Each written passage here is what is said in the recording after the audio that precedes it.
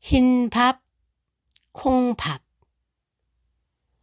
고기잡이들이 사는 마을에 어머니를 일찍 여인 아이가 있었습니다.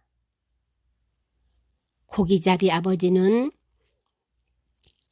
늘 바다에 나가서 일하기 때문에 아들은 집에 늘 혼자 있어야만 했습니다. 그러던 어느 날 아버지는 아이의 새 어머니를 맞이했습니다. 새로 들어온 어머니에게도 아들이 있었습니다. 그런데 두 아이들은 공교롭게도 나이가 똑같았습니다. 어부인 아버지는 바다에 나가서 고기를 잡을 때 한 번 나가면 한 달씩 걸릴 때도 있었습니다. 아버지가 먼 바다로 나가면 새어머니는 전부인의 아들을 여러 가지로 구박했습니다. 심지어 먹는 것도 자기가 데려온 아들에게만 흰밥을 차려주지만 전처의 아들에게는 콩밥이 아니면 조밥을 주었습니다. 하루는 아버지가 집에 있을 때였습니다. 전처의 아들은 참다 못하여 아버지가 집에 없을 때면 새어머니가 자기를 구박한다는 사실을 아버지께 죄다 말했습니다. 콩밥만 먹었다는 이야기를 듣고 아버지는 아들에게 물었습니다. 너는 새엄마가 데리고 온 아이하고 씨름을 하면 이길 수 있니? 이기고 말고요. 그날 저녁 아버지는 이 이야기를 저 이야기 끝에 두 아이에게 씨름을 시켰습니다. 씨름은 과연 전처의 아들이 이겼습니다. 아버지는 시치미를 떼고 말했습니다. 너 콩밥을 많이 먹었구나. 소처럼 힘이 센 걸 보니. 새로 들어온 어머니는 처음 듣는 이야기였습니다. 아니, 콩을 먹으면 힘이 세어지나요? 힘없이 쓰러진 소도 콩 한 말만 먹이면 벌떡 일어선다니까. 이튿날 아버지는 또 바다로 고기잡이를 떠났습니다. 그날부터 새어머니는 전처의 아들에게는 흰밥을, 자기가 데리고 온 아들에게는 콩밥만을 먹였습니다. 어느 날 아버지가 다시 바다에서 돌아왔습니다.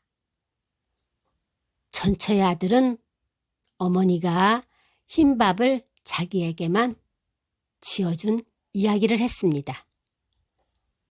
아버지가 이 말을 듣고서 또 씨름을 시킬 테니 이번에는 일부러 져주어라. 아버지는 두 아이에게 또 씨름을 시켰습니다. 전처의 아들은 일부러 씨름에 졌습니다. 넌 그동안 흰밥만 먹었구나. 힘없이 지는 것을 보니. 그리고 아버지는 씨름에 이긴 새어머니의 아들을 툭툭 쳐주며 장사다, 장사야 하고 칭찬을 해주셨습니다. 외쪽이. 옛날 한 어머니가 아이를 낳았지만 이상한 아이를 낳았습니다. 다리만 제대로 둘이고 눈도 하나, 귀도 하나, 팔도 하나, 꼭 둘이어야 할 것이 하나이고 몸뚱아리는 반쪽인 아이였습니다. 사람들은 이 아이를 외적이라 불렀습니다. 아버지와 그의 형은 외적이 같은 아이가 집에 있는 것을 늘 창피하게 생각하고 눈에 가시처럼 여겼습니다. 저 녀석이 얼른 죽거나 없어졌으면 속이 시원할 텐데. 그러나 어머니는 한숨을 지으면서 병신이라도 내 몸에서 태어난 자식인데 그런 무정한 이야기를 할 수 있어요? 하고 타일렀습니다. 구박을 받으면서도 외쪽이는 무럭무럭 커서 10살이 되었습니다. 그런데 외쪽이의 몸은 다리를 빼고 모두 하나씩이지만 기운은 다른 사람의 몇 갑절이나 세었습니다. 왼팔로 집채 같은 바위를 끙 하고 밀치면 움찔움찔 움직였습니다. 아름드리 나무라도 부러지게 할 만한 힘이 있었습니다. 힘이 세니까 장난도 심하고 성미도 불덩이 같은 데가 있었습니다. 한 번은 집 앞 산에 올라갔다가 토끼가 깡청거리고 뛰어가는 걸 보았습니다.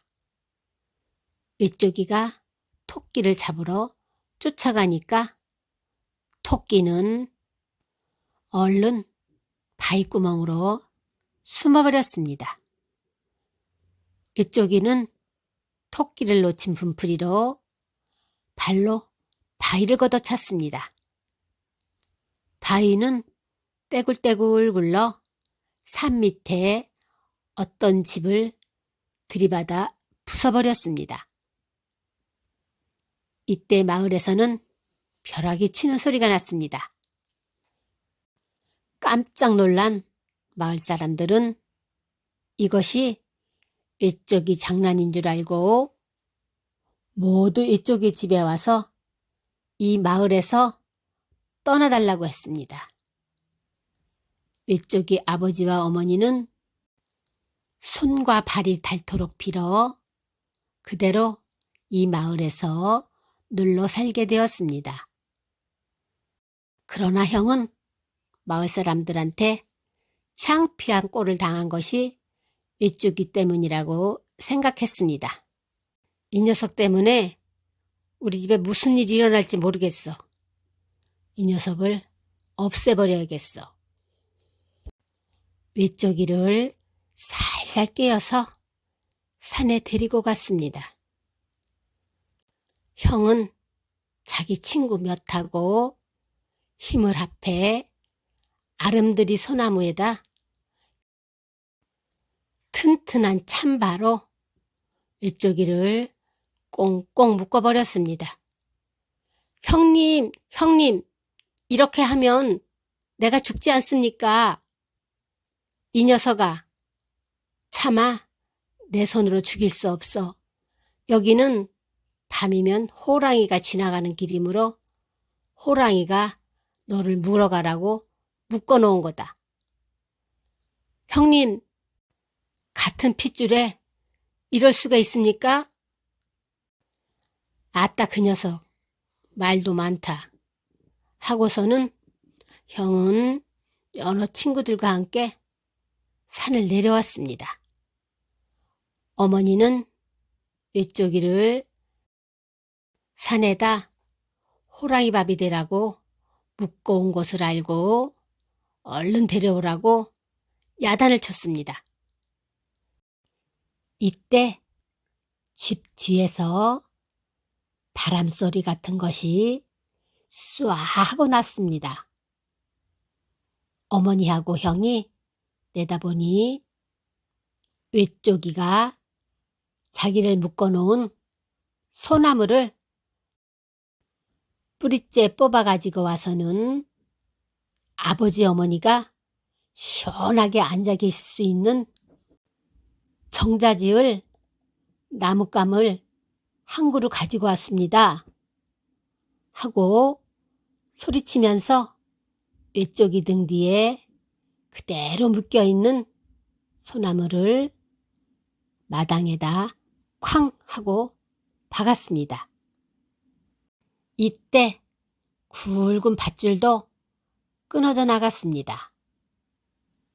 어머니, 이 정자나무 밑에서 낮잠이라도 주무십시오. 외쪽이도 나이가 들어 장가갈 때가 되었습니다. 그러나 외쪽이 같은 병신한테 시집 오겠다고 할 색시가 있을 리 없었습니다.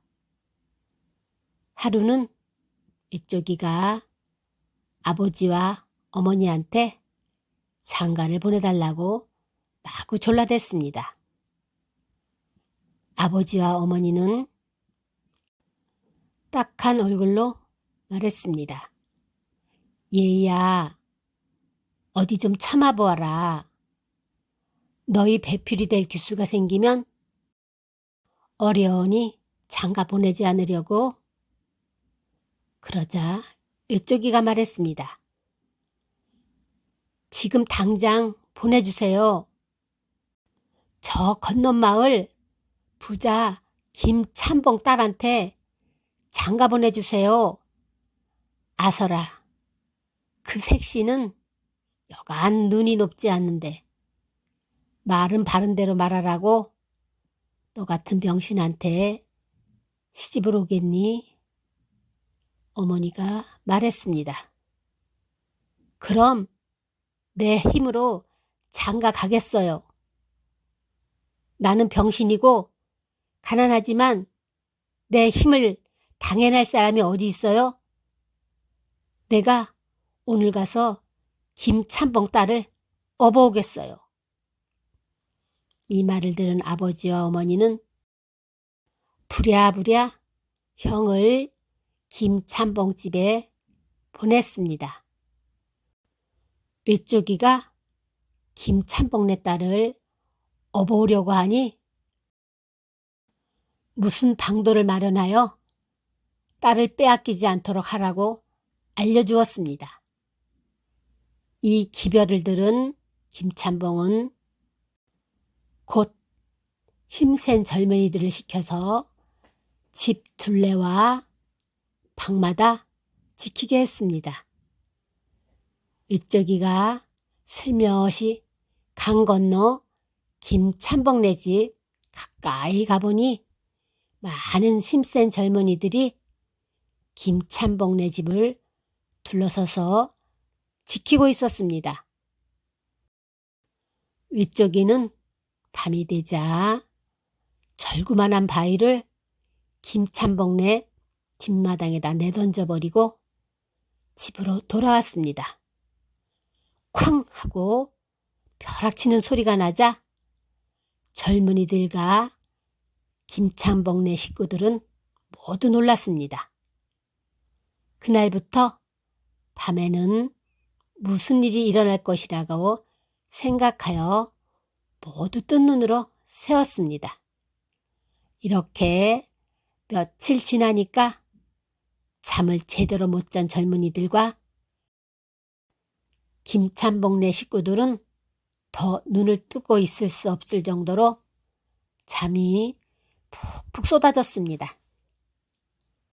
하루는 밤에 외쪽이가 가보니 김참봉네 집 밖과 집 안은 조용하기만 했습니다.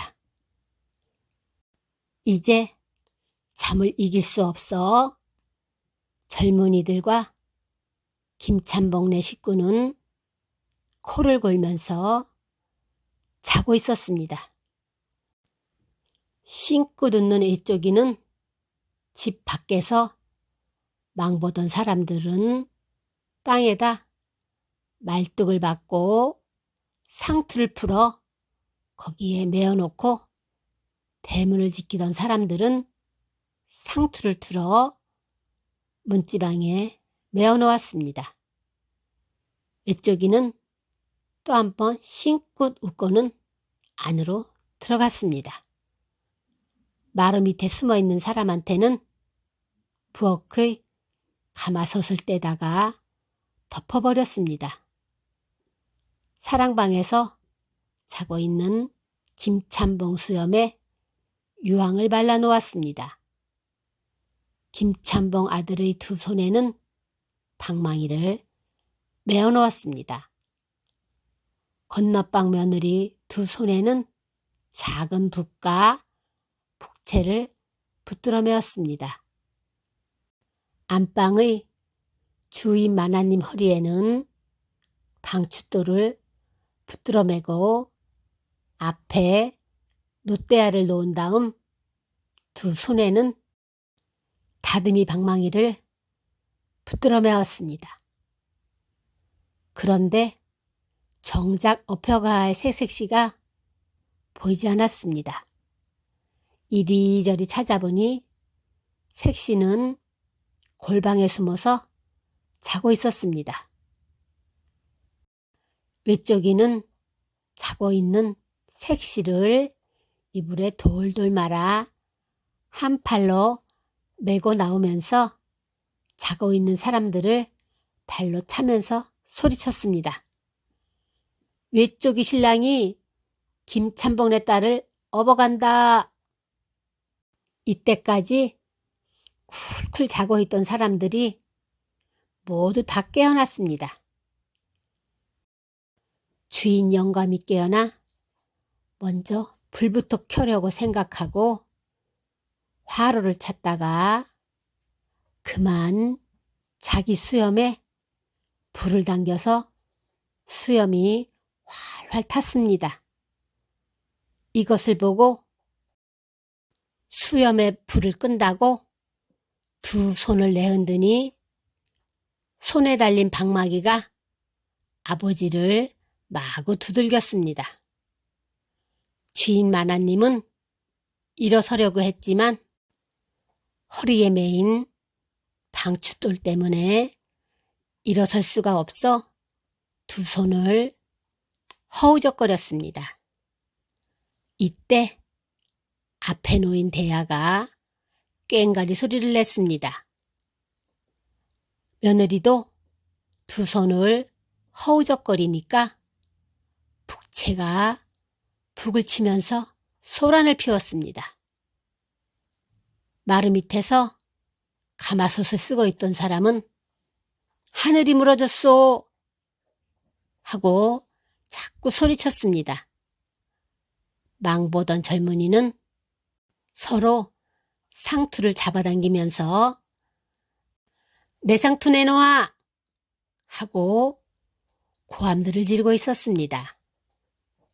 그러는 사이에 외쪽이는 무사히 김찬봉네 딸을 얻고 와서 자기 색시로 삼았습니다.